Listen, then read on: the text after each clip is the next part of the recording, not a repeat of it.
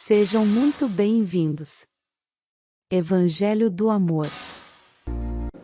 Então, quando Josué foi escolhido, lá em Números 27, a partir do verso 18, Deus disse a Moisés: toma Josué, homem em quem há o Espírito, e lhe impõe as mãos, e apresenta perante o sacerdote e toda a congregação, põe sobre ele a tua autoridade, para que o povo obedeça, e tu apresentarás Josué perante Eleazar o sacerdote. Agora veja, o qual por Josué consultará segundo o juízo do Urim perante o Senhor.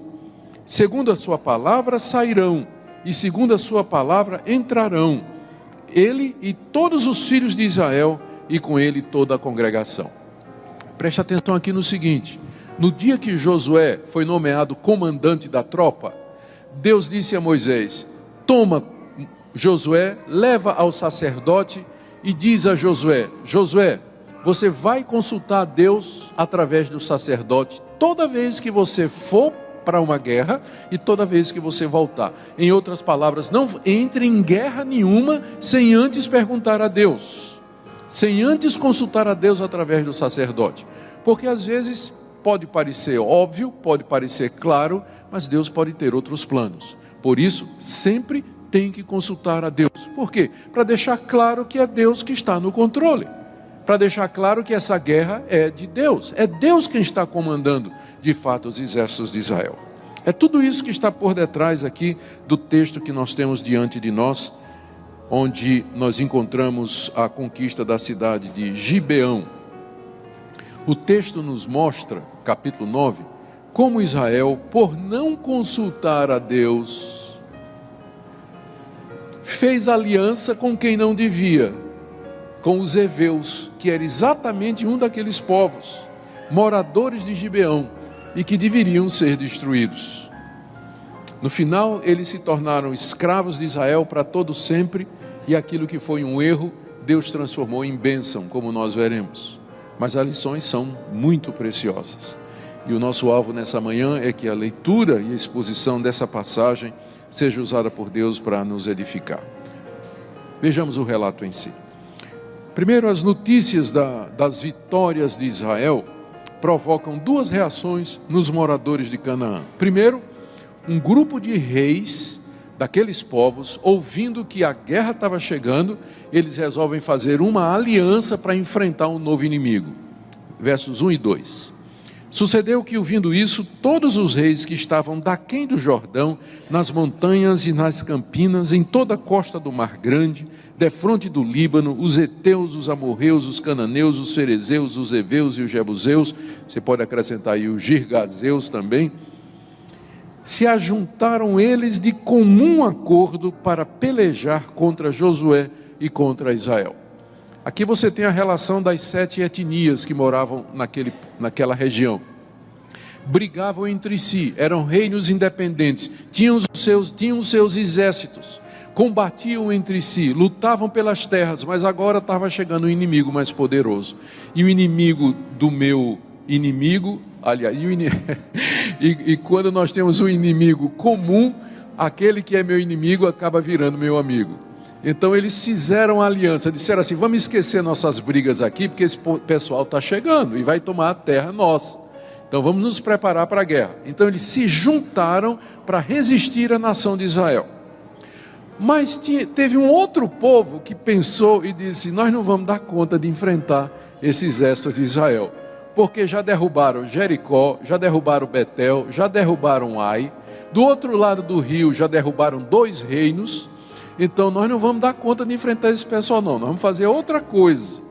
Verso 3, os moradores de Gibeão, Gibeão era a capital dos heveus, eles estavam localizados a 3 dias de viagem de onde estavam os exércitos de Israel. Os moradores de Gibeão, que eram os heveus, ouvindo o que Josué fizera com Jericó e com Ai, usaram de estratagema, E foram e se fingiram embaixadores, e levaram sacos velhos sobre os seus jumentos, e odres de vinho velhos, rotos e consertados, e nos pés sandálias velhas e remendadas, e roupas velhas sobre si, e todo o pão que traziam para o caminho era seco e bolorento. Ou seja, esse pessoal resolveu usar de esperteza. Eles perceberam que a guerra era perdida. Então o que é que eles disseram? Provavelmente eles sabiam do que Deus tinha dito a Moisés, que os povos de longe podiam fazer um acordo, os dali tinham que ser mortos. Então eles se fingiram embaixadores de uma terra muito distante e se fantasiaram, né? Pegaram o jumentinho mais cansado, botaram a mala mais velhinha, botaram a roupa bem velha, aquela sandalinha já gastada, né, que já aparece, já desapareceu inclusive a marca, o pão bolorento, e se fingiram de cansado e foram chegando, marcharam e chegaram lá no acampamento de Israel. Verso 6. Foram ter com Josué ao arraial, a Gilgal, que era a sede do quartel, e disseram a Josué e aos homens de Israel: chegamos de uma terra distante. Mentira, eles estavam a 3 dias de viagem, mas a mentira foi essa: nós viemos de uma terra distante. Fazei, pois, agora aliança conosco. Aliança significaria que haveria paz entre eles e a nação de Israel, portanto não tinha risco de guerra. E os homens de Israel responderam aos heveus: porventura habitais no meio de nós? Como, pois, faremos aliança convosco? Houve uma desconfiança, né? Eles olharam assim e disseram: mas será que é mesmo? Será que esse pessoal é de longe mesmo? Verso 8. Então disseram a Josué: somos teus servos. Então lhes perguntou Josué: quem sois vós? De onde vindes? Responderam-lhe: teus servos vieram de uma terra muito distante, por causa do nome do Senhor teu Deus. Porquanto ouvimos a tua fama e tudo quanto fez no Egito, e tudo quanto fez aos 2 reis dos amorreus que estavam da além do Jordão, Seom, rei de Esbom, e Og, rei de Bazã, que estava em Astarote. Pelo que os nossos anciãos e todos os moradores da nossa terra nos disseram: tomai convosco provisão alimentar para o caminho, ide ao encontro deles e dizei-lhes: somos vossos servos, fazei, pois, agora aliança conosco. Esse nosso pão tomamos quente das nossas casas no dia em que saímos para vir ter convosco, e ele aqui agora já seco e bolorento. E esses odres, que eram sacos de couro de bode, esses odres eram novos quando os enchemos de vinho, e eles aqui já rotos. E essas nossas vestes, estas nossas sandálias já envelheceram por causa do muito longo caminho. Essa foi a mentira que os gibeonitas contaram. Eles eram heveus, não queriam morrer, não queriam ser destruídos, sabiam que se fosse para o pau, para a briga, eles iam perder, então usaram esse estratagema.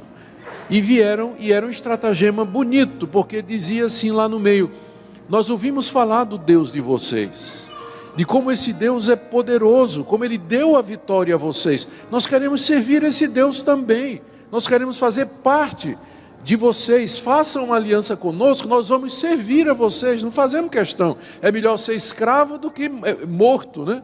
Como diz o livro de Provérbios, é melhor um cachorro vivo do que um leão morto. Então eu prefiro ser um cachorro vivo do que um leão morto. Vamos, faça acordo conosco. E aquilo mexeu no coração do povo de Israel. Então, verso 14, nós percebemos aqui que o povo cometeu 2 erros, então, diante daquele discurso. 14, então os israelitas tomaram da provisão e não pediram conselho ao Senhor. Eles ouviram a conversa e, além disso, o jumento dos gibeonitas estava carregado de bens, presentes. Os israelitas encheram o olho, tá tudo batendo, né? Além do mais, tem aí esses presentes que eles estão trazendo. E em vez de consultar a Deus, como Moisés tinha dito a Josué, você não vai nem vem sem consultar a Deus, eles tomaram a decisão por conta própria.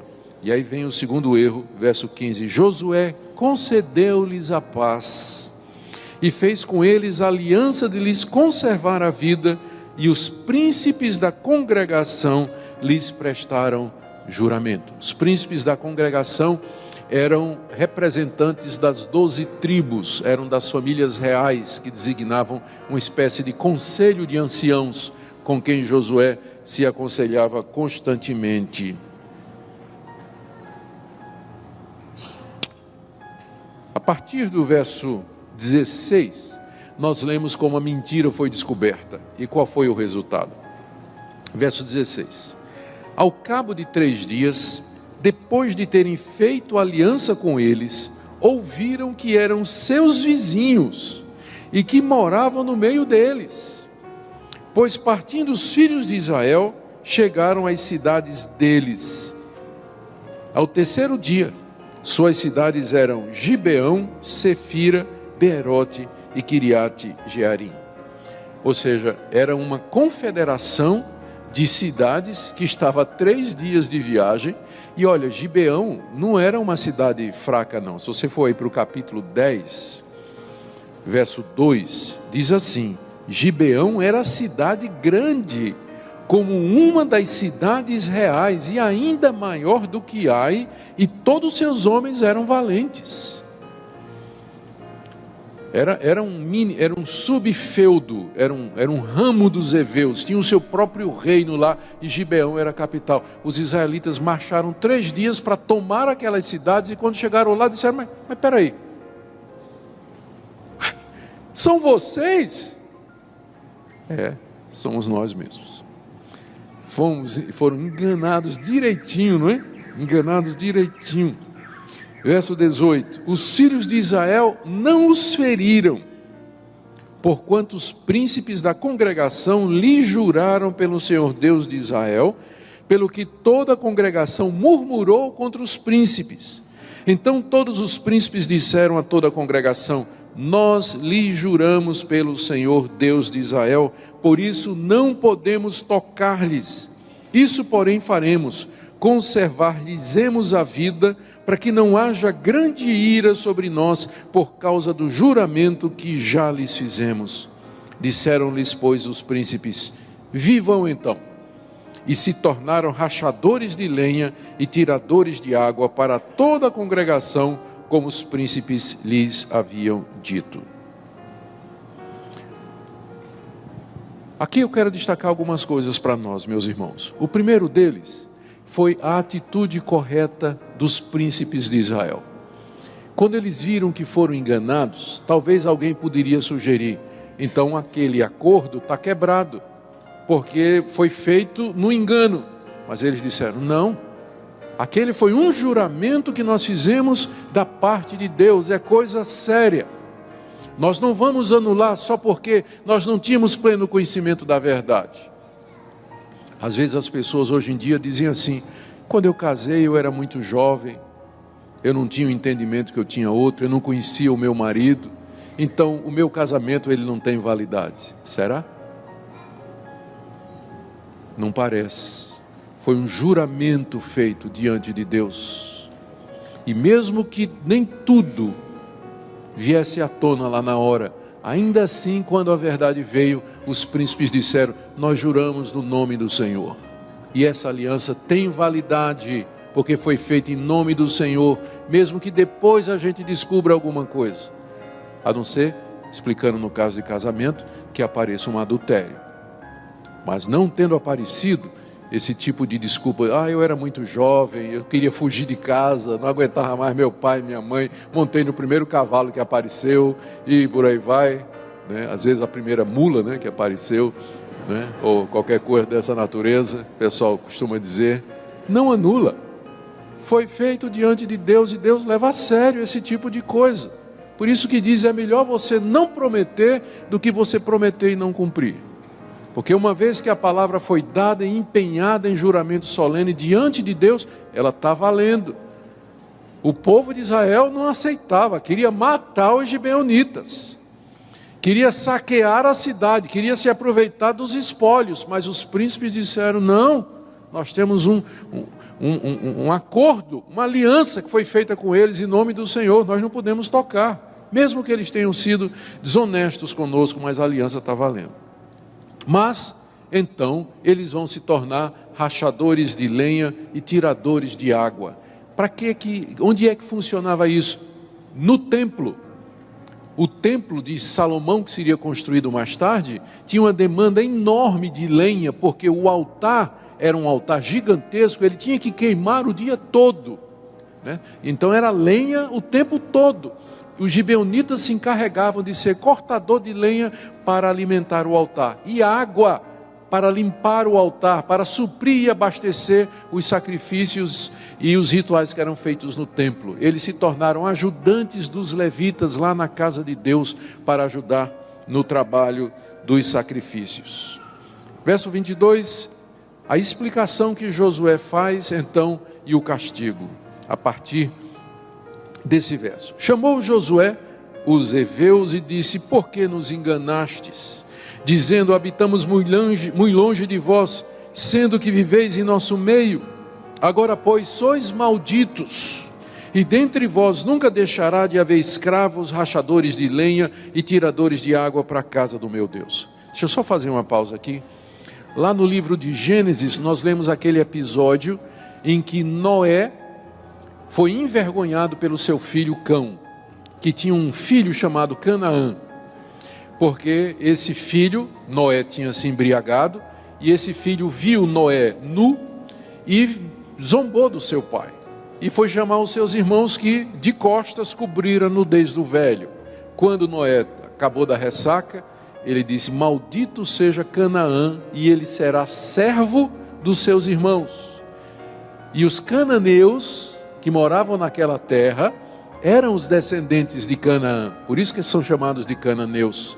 E os israelitas eram descendentes de Sem, por isso são chamados de semitas. E aqui você vê Sem tendo como escravo o seu irmão Canaã, exatamente como Deus tinha dito a Moisés que haveria de acontecer. Então eles se tornaram escravos e tiradores de água para a casa do Senhor.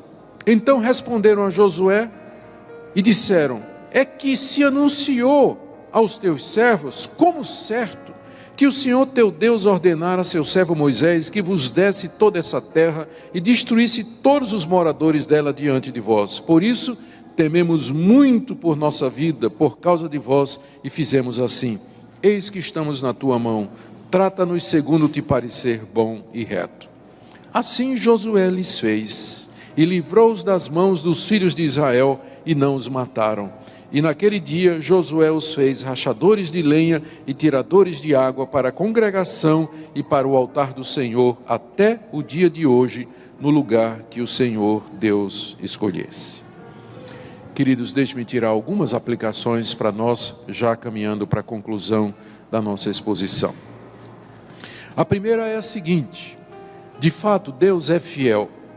A fidelidade das promessas de Deus e o cumprimento exato de suas palavras estão registrados na Bíblia, para que nós tenhamos confiança, para que nós lembremos que o nosso Deus, Ele não mente, e que a nossa confiança em Deus, nas suas promessas, ela não é em vão. As promessas dele são fiéis e verdadeiras, e em Cristo Jesus Deus nos fez grandes promessas. Ele promete nos perdoar os pecados, Ele promete nos dar a vida eterna, Ele promete cuidar de nós, nos orientar nas nossas confusões, nos dar paz no meio das nossas tribulações. Ele promete nos dirigir nessa vida, Ele promete estar conosco nas doenças e nas tribulações. Nenhuma de suas promessas jamais falhará. E às vezes, quando Deus parece demorar em responder, Ele faz isso para o nosso bem, como se Ele quisesse testar o quanto realmente nós confiamos nele, o quanto nós dependemos dele.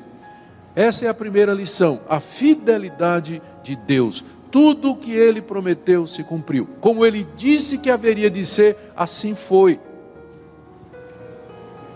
Segunda lição que eu queria tirar aqui para nós. Essa primeira é para que nós nos animemos e nós nos encorajemos, especialmente diante dos momentos difíceis que a nossa nação passa e das angústias e dos problemas pessoais que todos nós enfrentamos. Segunda aplicação para nós: Deus deseja que nós sempre o consultemos. Eu creio que boa parte dos nossos erros na vida, as decisões erradas que nós tomamos, quer seja como indivíduos, quer seja em família, quer seja como igreja, é porque nós não consultamos a Deus. Quando eu falo consultar a Deus, não é assim pedir, orar a Deus e pedir que Deus mande um anjo que nos traga uma resposta direta, ou que nós tenhamos uma visão e uma revelação. Porque Deus nos guia hoje, Ele nos fala hoje de uma maneira muito mais segura, pela sua providência, pelo bom senso, pelas circunstâncias, pela orientação da sua palavra. O que eu quero dizer é que às vezes nós somos muito precipitados, a coisa parece de Deus, é tão óbvio, né? De repente você está orando aí por um marido e aparece o cara perfeito, bonito, torcedor do Vasco, e tem perfeito cara, você diz, eu não vou nem perguntar a Deus, está na cara que é ele. E às vezes nós nos precipitamos em tomar decisões, como o povo de Israel fez. Por isso, gente, é que é importante prudência na vida, em todas as coisas. Espera. Decisões sérias, decisões que vão afetar a sua vida, vão afetar a sua família. Conversa com a esposa, conversa com a família, conversa com os irmãos, busca conselho, aguarda um pouco e de repente a verdade vem à tona. Coisas que você não sabia aparecem e elas vão determinar qual será a melhor solução. A maneira de Deus agir, o relógio de Deus não tica na mesma velocidade que o nosso. Vocês sabem que ele disse que um ano para ele, um dia para ele é como 1000 anos, né? E 1000 anos como um dia. Então o relógio de Deus não bate da mesma forma que o nosso. E nós temos pressa, queremos às vezes ver as coisas resolvidas na hora. Mas tenha paciência, aguarde em Deus, busque a presença de Deus, medite na sua palavra, ouça bons conselhos. Não seja duro de coração, mas escute a palavra de Deus, porque senão você vai tomar decisões erradas, como foram tomadas aqui.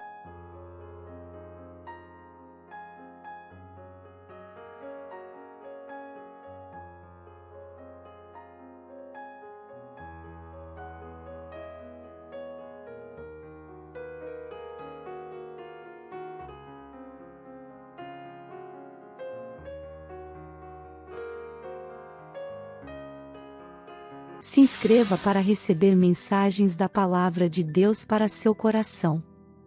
Compartilhe essa mensagem para mais vidas serem alcançadas. Que você tenha um dia repleto de paz e de bênçãos vindas da parte de Deus.